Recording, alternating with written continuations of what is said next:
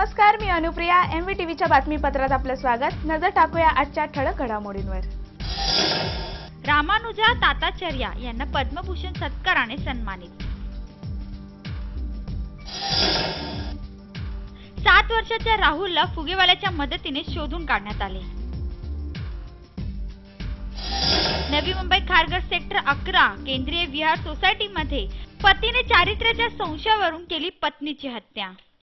7 वर्षीय राहुलला फुगेवाल्याच्या मदतीने अनैतिक मानवी वाहतूक प्रबंधक कक्षाच्या पुष्पलता दिघे पोलीस निरीक्षकने गोव्यामधून शोधून काढले. 4 वर्षापूर्वी 7 वर्षाचा राहुल गणेश काळे NRI पोलीस ठाणे स्थित दिवाळी गावातून हरवल्याची FIR नोंदवला गेला होता. दिवाळी गावातल्या झोपडपट्टी पूर्णपणे उद्ध्वस्त झाल्याने नवी मुंबई अनैतिक मानवी वाहतूक प्रतिबंधक कक्षाचा मिशन स्माइल 2 ला याबाबत कोणतीही पुरेशी माहिती हाती लागत नव्हती. खूप दिवसांनी शेवटी राहुलच्या आजीचा शोध लागला. नंतर समजलं की एक फुगेवाल्याने माहिती दिली की 1.5 वर्षाआधी राहुलला मडगावात पाहिल्याची. 7 वर्षाचा मुलगा राहुल गणेश काळे हा 4 वर्षापूर्वी हरवलेला होता. आई वडील सुद्धा भाड्याच्या घरात राहत होते आणि आई वडील ते घर सोडून गावी गेलेले होते आणि त्या मुलाचा पत्ता मिळवणं आणि आई वडील ट्रेस करणं आणि मुलाला शोधणं ही खूप मोठी कामगिरी होती.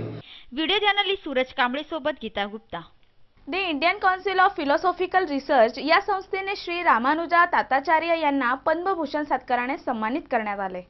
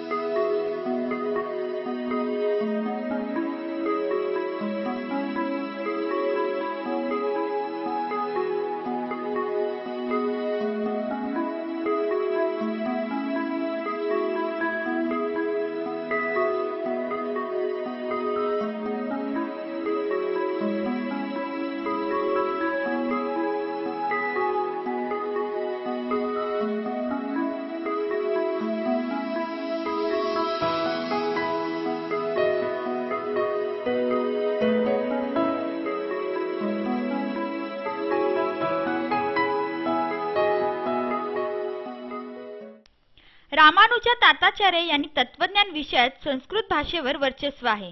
भारतीय संस्कृती आणि संशोधन यात सर्वोच्च पदवी प्राप्त केली आहे.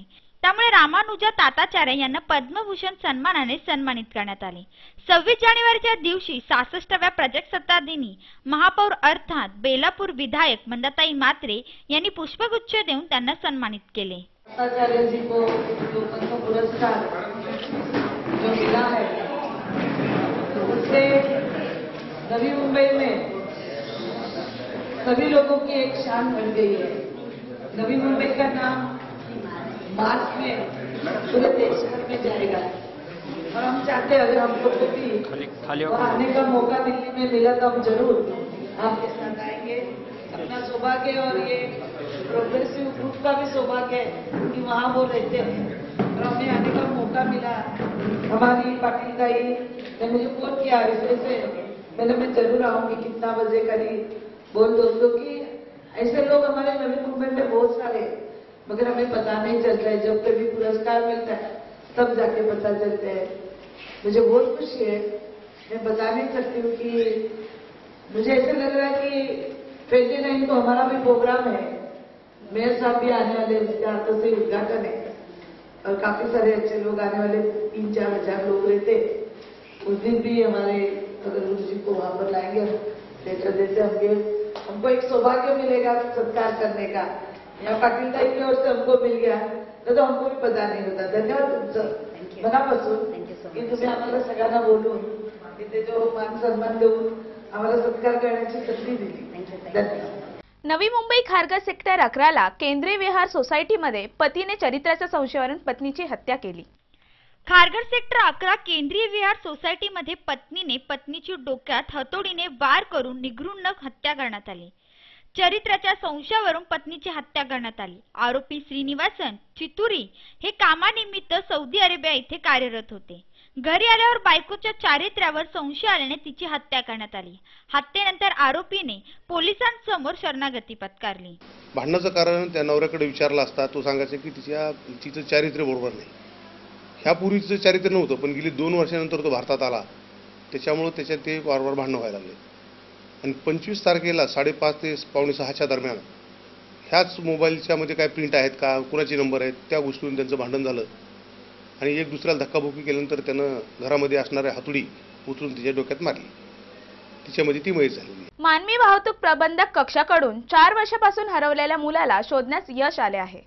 मानवी वाहतूक प्रतिबंधक कक्षाकडून 4 वर्षापासून हरवलेल्या मुलाचा शोध घेण्यात यश आले आहे. कळंबोली पोलीस ठाण्यात 13 वर्षाचा मुलगा हरवल्याची नोंद करण्यात आली होती. पोलिसांनी ऑपरेशन स्माइल 2 अभिअंतर्गत या मुलाला शोधण्यासाठी अथक प्रयत्न करण्यात आले. परंतु माहितीनुसार समजले की या 13 वर्षाच्या मुलाने सायकल चोरी केल्याने आई वडिलांच्या रागवण्याच्या भीतीपोटी घरातून पळ काढला. त्याने पोटा पाण्यासाठी ड्रायव्हरची नोकरी केली. आता या मुलाचे वय 17 वर्ष आहे.